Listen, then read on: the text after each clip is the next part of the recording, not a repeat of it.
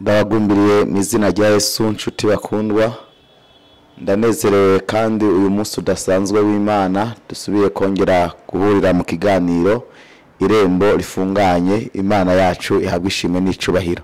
Shima Imana mushobora byose, yo ibikora, yo irushiriza kuduhuza na wewe nanje kugira ngo tubane mu ijambo ry'Imana. Reka dusenge Imana twinjire mu kiganiro nyezina. Datanye n'icubahiro, turagushimiye mwizigirwa, turagushimiye muyobozi mwiza utuyobora mu rugendo rwawe, mu majambo yawe tukubakwa kandi tukagubwa neza. Bana natwe mwe muyera tuguhaye ikibanza no mwanya mu ijambo ryawe, mu izina rya Yesu Kristo Munyanazareti, amen. Bwana Yesu asifiwe.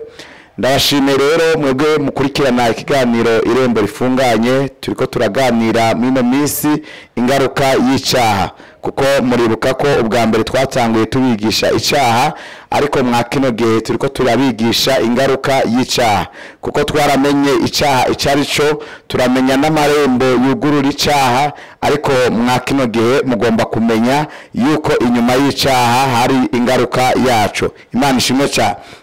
Rero dusome Bibiliya zacu, turaye mu gitabo cy'Itanguriro igice cyaho cya 3 n'umurongo waho w'indwi tugere ku murongo waho w'8. Dusome mu izina rya Yesu Kristo. Hari amajambo ashobora kugufasha. Amaso yabo bombi arihweza, bamenya yuko bagenda menya, badandikanya ibibabi by'imisukoni bironkera mu ducocegwa. Bumva ijwi ry'Uhoraho Imana agendagenda muri iryo tongo mu gihe cy'akayaga ko ku kagoroba. Uwo muntu n'umugore wiwe binyegeza mu biti byo muri iryo tongo ngo Uhoraho Imana ntababone. Amen. Imana ishimwe cyane. Nagomba rero tuganire cyane, twarabigishije cyane bihagije ingaruka y'icyaha, kuko ariyo turiko turababwira ko nababwiye ubushize yuko icyaha nubwo tugikora twiyumvira yuko biriko birarangira ngaha mwisi, nubwo tubona umenga nta kintu kiba mu buzima bwacu, ariko icyaha iyo gikozwe mu nyuma twitega ingaruka yacu, kuko ta kintu na kimwe umwana w'umuntu ashobora gukora kitagira ingaruka mu buzima. Iyo dukoze neza turabona ingaruka yo kugira neza, iyo dukoze nabi naho tubona ingaruka yo gukora nabi. Uyu munsi ariko turaza kubandanya tubigisha ingaruka y'icyaha. Narabwiye ko mu nyuma nubwo bikorerwa hano mu isi, bizobandanya no mu bwami bw'Imana igihe umuntu azorangiza urugendo rwe hano mu inosi ataratunganya cyangwa se atarihana. Inyuma y'ubuzima bwa hano ku inosi hariho ubundi buzima buzobandanya bwo mu bwami bw'Imana, aho umuntu azocirirwa urubanza. Bibiliya irambwira ngo twese tuzohagarara imbere y'intebe y'Imana y'imanza ducirwe urubanza. Rero uyu munsi turiko turaganira cyane, ngomba nakubwire ikintu kigira gatatu cy'ingaruka igaragara mu buzima bwacu iyo twakoze icyaha. Imana ishimwe cyane. Rero hano turiko turasoma mu majambo ya Adamu na Eva igihe bakora icyaha, igihe bakora icyo Imana yari yarababujije. Bibiliya itubwiye ngo bose barinyegeje, ngo binyegeza mu nyonga z'Imana, bironderera ngo uducocegwa ngo bambara kugira ngo abantu ntibabone. Muri iryo tongo nta muntu n'umwe yari ahari, hariyo ibikoko, niko Bibiliya itubwira, kuko nta bandi bantu bari bwabeho bari babiri. Ariko igihe bakora icyaha ngo baciye babona bari gusa bagenda menya, ngo basharondera uducocegwa tw'imisokonora, maze ngo barambara bahisha ubwambure bwabo. Imana ishimwe cyane. Ariko ubwa mbere batarakora icyaha ntibigera babona ko bari gusa, babona ko bambaye. Ariko bamaze gukora icyaha nibwo batanguye kubona, amaso yabo atangura kubereka ko bari gusa batambaye. Batangura rero kwihisha, babona yuko umenga hari abandi bantu babona, nubwo bari bonyene, ariko babona kumenga hari abandi bantu babona, ariko batangura kongera no gutinya Imana, barinyegeza binyegeza Imana kubera ko icyaha cyari cyamaze gukoreka. Renge kubabwira ingaruka igira gatatu iyo umuntu yakoze icyaha. Ingaruka igira gatatu igaragara mu buzima bw'umuntu iyo yakoze icyaha. Imana ishimwe cyane, haleluya. Umuntu ahunga mu nyonga z'Imana, haleluya. Ingaruka igira gatatu habaho kuhunga mu nyonga z'Imana. Birashoboka ko nyimba utarakora icyaha kuba usabana n'Imana, ufata umwanya wo kubana n'Imana, ariko iyo wakoze icyaha uhunga mu nyonga z'Imana, wigira kure. Ntushobora kwigira hafi y'abantu bariko barasenga, uguma n'isoni, uguma n'ubwoba, uguma ubona umenga abantu barabimenye, uguma ubona abantu bose umenga barakubonye. Nubwo babikoze urumye, ariko biguteza ubwoba. Iyo ukoze icyaha kiguteza ubwoba, bigatuma wigira kure, ukumva yuko abantu bose bariko barakubonamwo cyaha. Reka nakubwirira ibanga, utahurira ibanga. Icyaha cyonyene kikwereka yuko, haleluya, uri kivuma imbere y'abandi bantu.